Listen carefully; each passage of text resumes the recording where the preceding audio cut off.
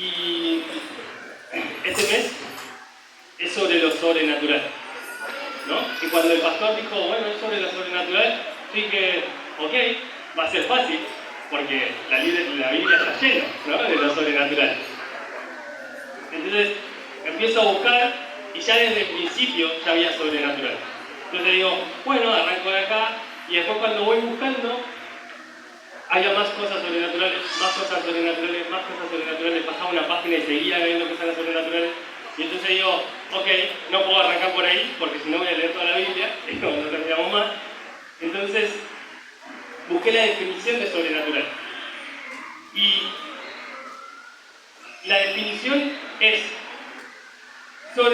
sobrehumano, divino, celestial, extraordinario, asombroso, maravilloso, fabuloso. O sea, todos los adjetivos que usan para describir cada vez que Dios hace un milagro, es la definición de sobrenatural. Él es divino, Él es celestial, Él es maravilloso, Él es asombroso, Él es fabuloso. Entonces dije, ok, entonces en cada vez que Dios participe en la Biblia, es sobrenatural. Y dije, no voy a leer toda la Biblia, porque está todo, ¿no? Dios participa en cada una de las páginas. Y dije, bueno, voy a agarrar un solo versículo para explicar todo lo demás. Y el versículo que elegí puede ser Génesis 1:3. Y dice, y dijo Dios, sea la luz, y fue la luz. Amén. Es cortito, pero es lleno de sabiduría. Y cada vez que lo analizaba, digo, encontraba más cosas, y cada vez que encontraba más cosas, digo, ¿cuánto se puede sacar de tan pocas palabras? Porque dice, en los dos versículos anteriores, que había creado la tierra y el cielo, y había desorden, pero estaba todo en tinieblas. Entonces, ahí dijo, y dijo Dios, sea la luz, y se hizo la luz. Y Dios estaba ahí, solo, ¿no? O sea, estaba solo, no tenía la necesidad de decir, y que se haga la luz. Él lo podría haber hecho directamente. Él podría directamente haber hecho la luz, sin decir nada, solamente pensándolo, pero Él dice, y lo escribe, y dijo Dios, que sea la luz. Porque en su palabra está lo sobrenatural. Entonces después dice, y dijo que se separe el cielo y el mar del cielo, y separó el mar del cielo. Que se separe el mar de la tierra y separó. Y Él dice todo el tiempo, y dijo Dios, y dijo Dios, y dijo Dios. Porque en su palabra está lo sobrenatural. ¿Y por qué están en los primeros versículos? Porque toda la Biblia es palabra de Dios. Entonces su poder está en toda la palabra de Dios. Lo único que tenemos que hacer nosotros es usar eso que Dios ya nos dejó. Y nos lo enseñó desde el primer versículo. Y cuando Él dice que se haga la luz, va a haber luz. Cuando Él dice que se separen las cosas, se van a separar las cosas. Porque su palabra tiene el poder para hacerlo. Y nos la deja a nosotros. Entonces dice, bueno, tomá, te dejo mi palabra. Lo único que nosotros tenemos que hacer es usarla. Fácil. No, difícil. Porque yo no voy a salir con esto allá afuera a darle al hermano que pase y le digo, ¡pah! Tenés que ser cristiano, ¿no? O se convierte en lo reinicio, ¿no? Como 5 kilos pesa la Biblia.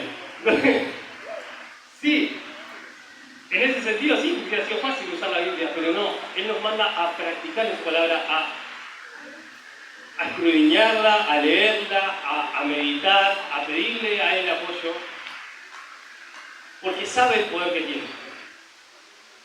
Entonces, ahí me puse a pensar, ¿cómo podemos usar nosotros esa palabra? Porque Él nos la deja y nos da el manual y nos dice, usa mi palabra porque tiene poder. Y nos llena el versículo que dice, la palabra tiene poder y la palabra tiene poder. Pero también nos enseña a usarla.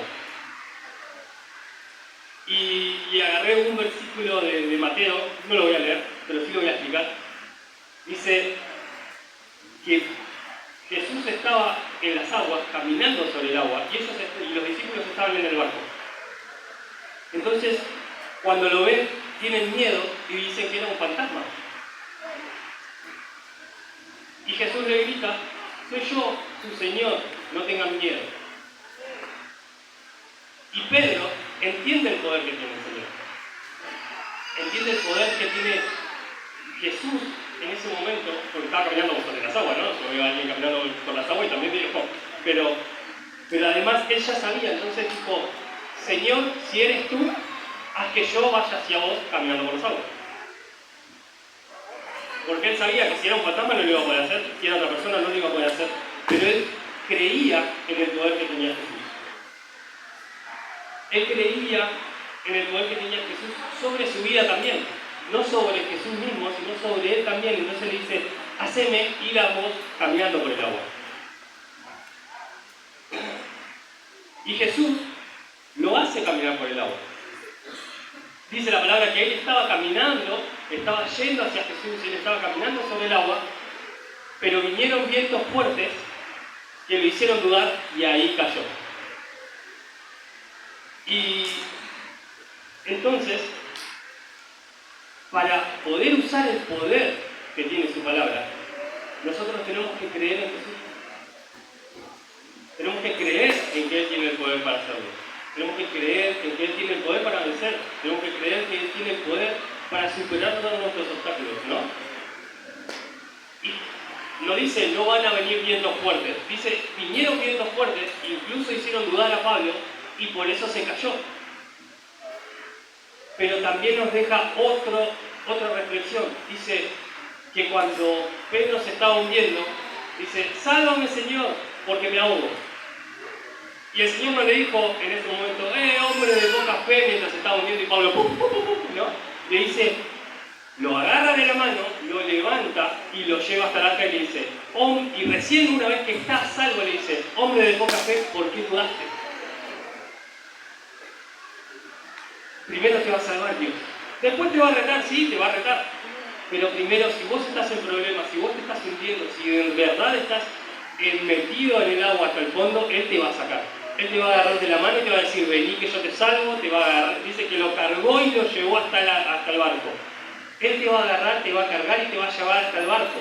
No importa que los vientos sean fuertes, porque dice que una vez que pisaron el barco, recién ahí los vientos se calmaron. No hizo que los vientos se calmasen y después pisó el barco.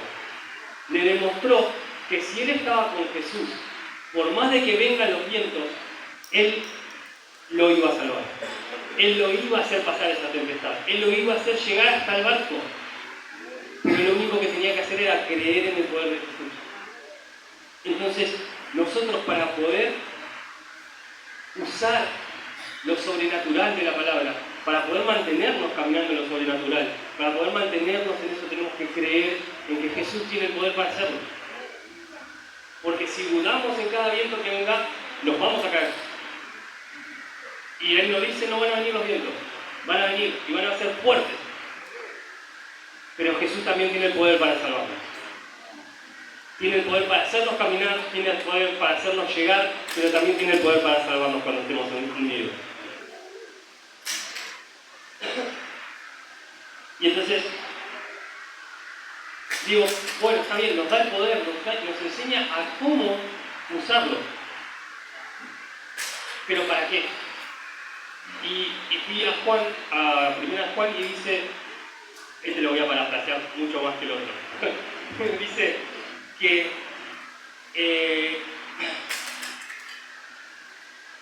en el principio Dios era verbo, y que el verbo estaba con Dios, y que, dice, en el principio estaba el verbo estaba con Dios, y el verbo era Dios.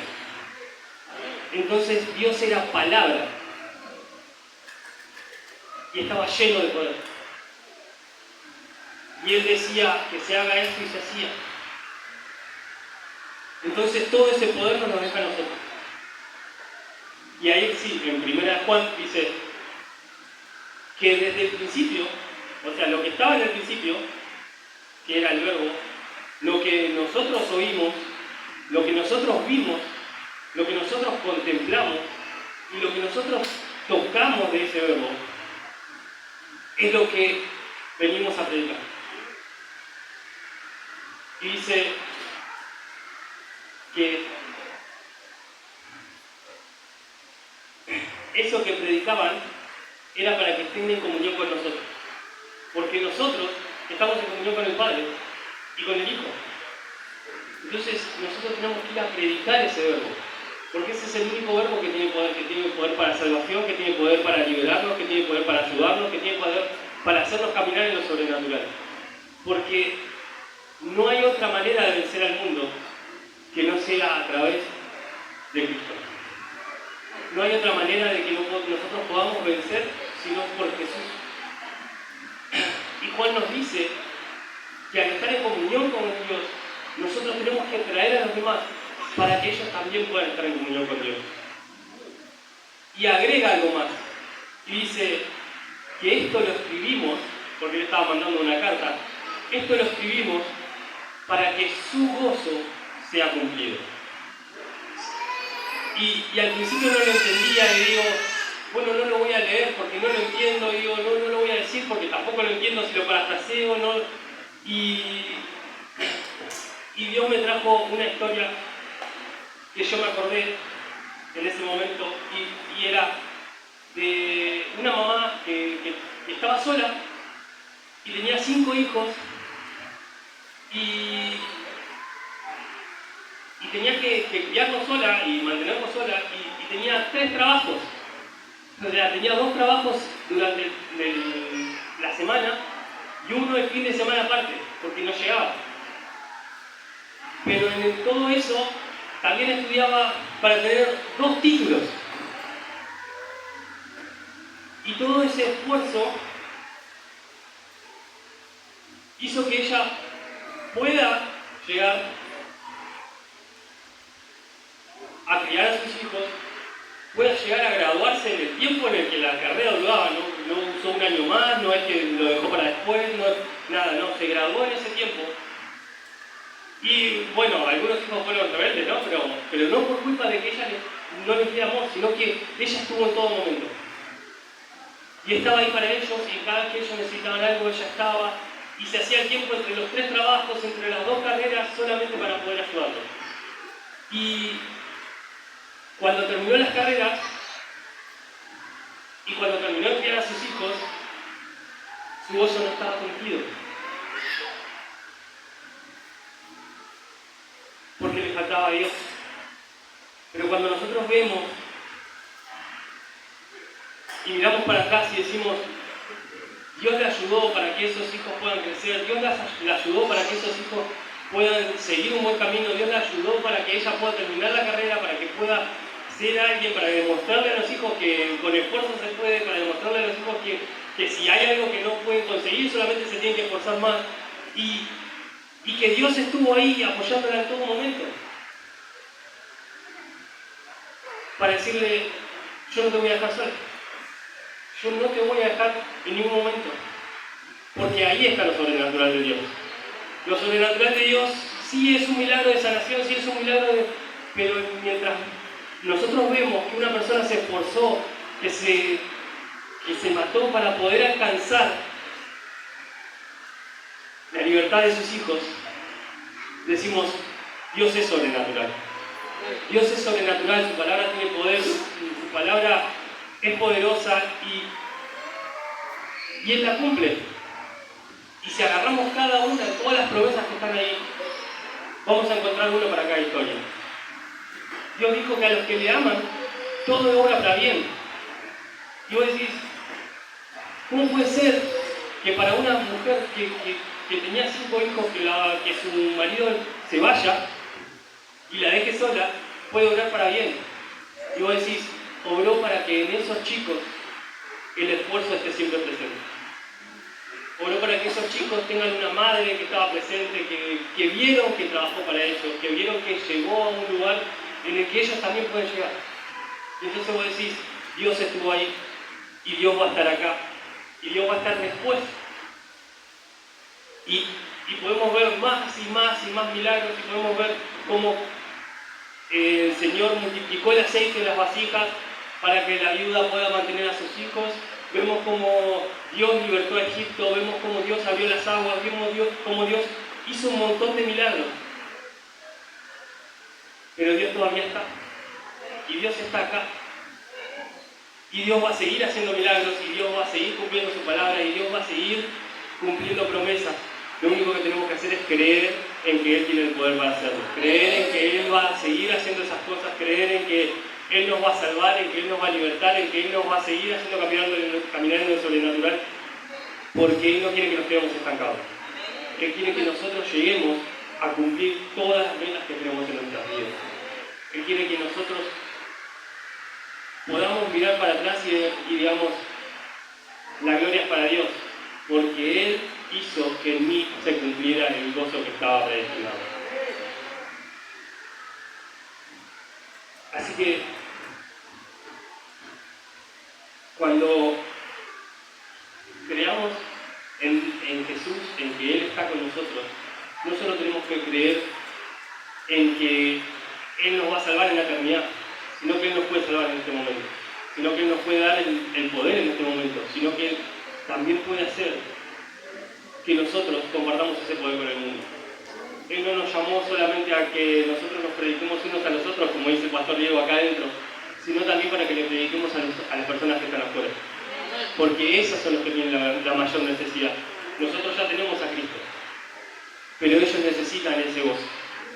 Así que vamos a darle un aplauso al Señor.